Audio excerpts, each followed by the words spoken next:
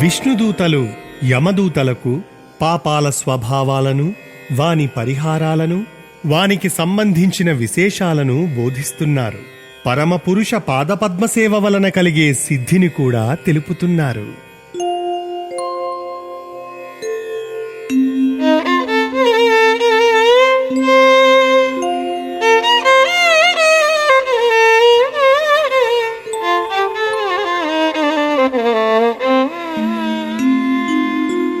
అతి పాపములకు ప్రయత్నపూర్వకముగ తను పాపములకు మితంబుగాగా సన్ముని వరులచే సంప్రోక్తమయ్యుండు నిర్మలంబగు పాప నిష్కృతములు క్రమరూపముననుపశమనంబులగుగాని తత్క్షణంబుననవి దరువలేవు. సర్వకర్మంబుల సంహారమొనరించి చిత్తంబునకు తత్వసిద్ధి నొసగు.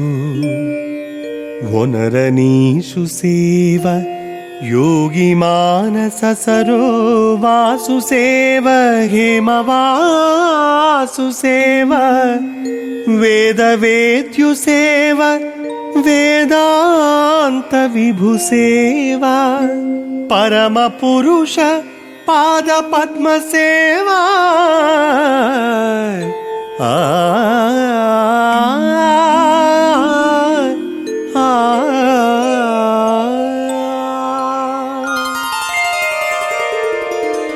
యమభటులారా, అతి ఘోరమైన మహాపాతకాలు బ్రహ్మహత్య మొదలైనవి ఉంటాయి.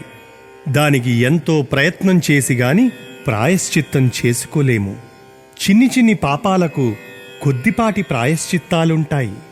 ఈ అన్నింటినీ మహర్షులు లోకానికి చక్కగా చెప్పి ఉన్నారు. వానినాచరించి పాపాలను పోగొట్టుకుని మానవులు నిర్మల మానసులు కావాలి.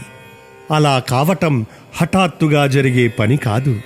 క్రమక్రమంగా కాలం గడిచిన మీదట ఆ పాపాలు ఉపశమనం పొందుతాయి. కాని యోగి హృదయ పద్మాలే ఆలయం అయినవాడు, పట్టుపుట్టాలు కట్టే మహాస్వామి, వేదాల ముఖంగానే తెలియదగిన ఆత్మస్వరూపుడు, వేదాంతాలకు ప్రవర్తకుడు, పరమపురుషుడు అయిన వాసుదేవుని పాదసేవ మాత్రం అన్ని కర్మలను, వాని ఫలాలను అప్పటికప్పుడు రూపుమాపి చిత్తానికి తత్వసిద్ధిని కలిగిస్తుంది.